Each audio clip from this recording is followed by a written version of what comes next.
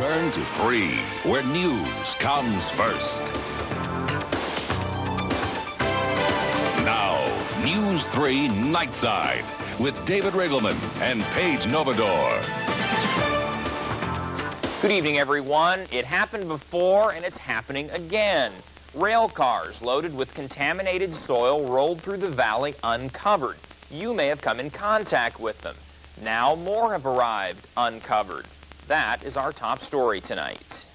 The latest toxic cars to arrive in southern Nevada are parked a few hundred yards from where we found the first dozen or so 2 weeks ago. They're sitting on sidings in the Union Pacific rail yard near Blue Diamond. Once again, the covers over the contaminated soil had blown back in the open-top cars. Once again, warning labels clearly marked the rail cars as carrying PCBs. PCBs were once used in things like electrical transformers and are suspected of causing a host of illnesses, including cancer, liver disease, and birth defects. The soil is headed to U.S. Ecology's hazardous waste site at Beatty. 2 weeks ago, U.S. Ecology admitted the cars should have been covered and immediately sent a crew in protective suits to recover the dirt. Now, 2 weeks later, more cars have arrived. I've learned some came from Connecticut again, others from Washington State. But despite the troubles the first time, the newest arrivals are also uncovered, potentially allowing the dirt to blow anywhere or on anyone who gets too close.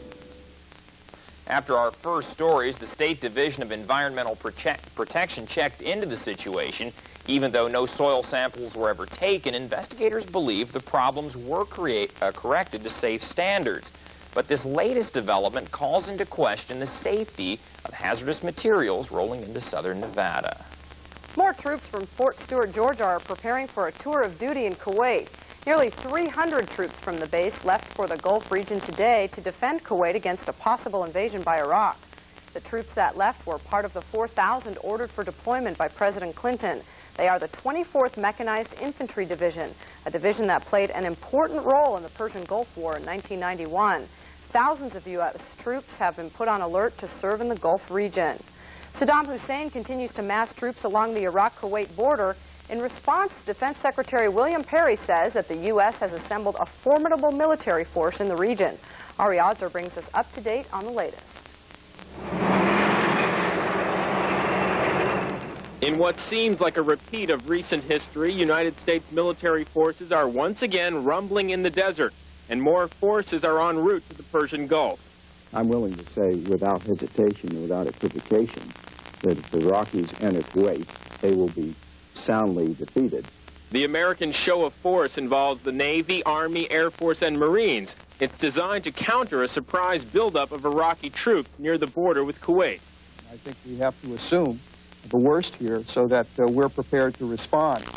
The United States doesn't know for sure what Saddam Hussein's intentions are, but the prospect of another Iraqi invasion of Kuwait has military personnel all over the country and here at Fort Hamilton wondering why the Iraqi dictator wasn't dealt with more strongly back in 1991. If we do any military action against them, I think we should take care of him and get rid of him once and for all.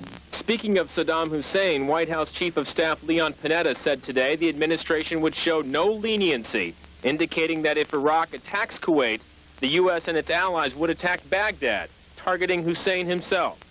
It will be part of the U.S. strategy at this point, if Saddam does invade Kuwait, for us to carry out the mission into Baghdad and eliminate Saddam Hussein once and for all? Well, I'm not going to go into the details of what a military mission might be if we have to face that fact, but I can tell you this, we're not going to repeat the mistakes of the past either. Even though another Gulf War is far from certain at this point, military bases have begun to buzz with anticipation and fear. It's real disappointing and all that, you know, and it makes everybody kind of worried, you know, what's going to happen to us. Some Kuwaitis are preparing by withdrawing money from their bank accounts, just in case. Also in the Middle East, a terrorist attack has rocked Israel. It happened in the city of Jerusalem. You see the confusion and terror the gunman started. Israeli soldiers say 2 gunmen opened fire on people near a night spot.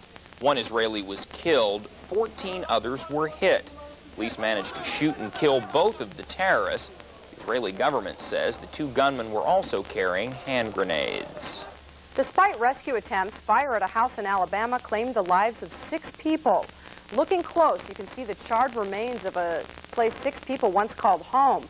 Neighbors who saw the early morning fire were amazed. Flames shot about 100 feet in the air. When neighbors saw smoke coming from the house, they ran up and broke the front door down to see if anyone was inside, but the heat was unbearable. What happened at McCarran Airport? It used to be one of the easiest airports to use, but now even the Columbus Day weekend is creating plenty of growing pains. Helen Kumari shows the problems at McCarran will get worse before they get better. They say the first impression is the strongest, and for most visitors to Las Vegas, McCarran Airport is their first view of the city. The parking's getting pretty bad, yeah. But it's getting in and out now with the new roads and all that a problem. It's not as easy to get to as it used to be. There are a lot of people, there are too many people coming in and out, and not enough places to pull your car up. If we can figure out how to get the rental car back, we'll be in good shape, but otherwise, it seems to be pretty good. About 40,000 vehicles pass through the airport every day, and although McCarran is expanding, it may be too little, too late. The parking outlook for the next several months could be grim. Beginning in January, this entire parking lot will be torn out to make room for a 6,000-car parking garage. But construction could take up to 2 years, so if you need to use the airport, the best advice is get a ride or allow yourself plenty of time. The new airport connector will open in 1995, giving McCarran a freeway exit. You will see a relief of traffic. Taxis will have direct access to the airport without traffic lights. They'll be able to exit I-15 and come right into the airport. Even though traffic is thick now, there are things to be thankful for. Some airports may be worse. I tried going into Atlanta. You get in on one concourse and got to go all the way around the airport to another one. That's confusing. Helen Kumari, News 3. In the last several years, local taxpayers have paid millions of dollars for airport studies to avoid the growing pains we're now having. All that money apparently hasn't addressed the main goal, and that was keeping the airport accessible.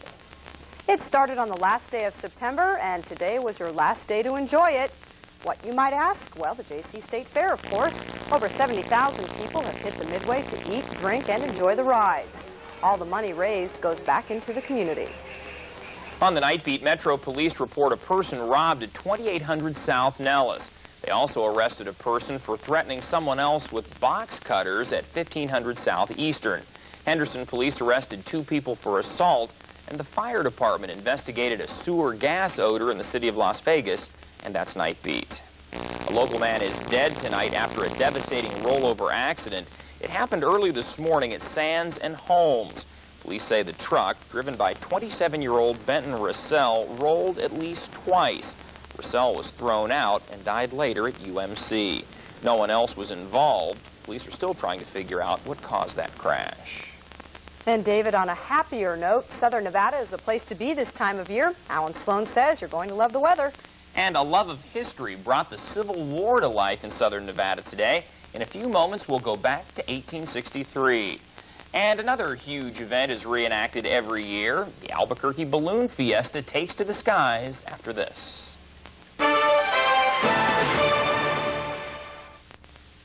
News 3's closed captioning is funded by Sprint Central Telephone Nevada.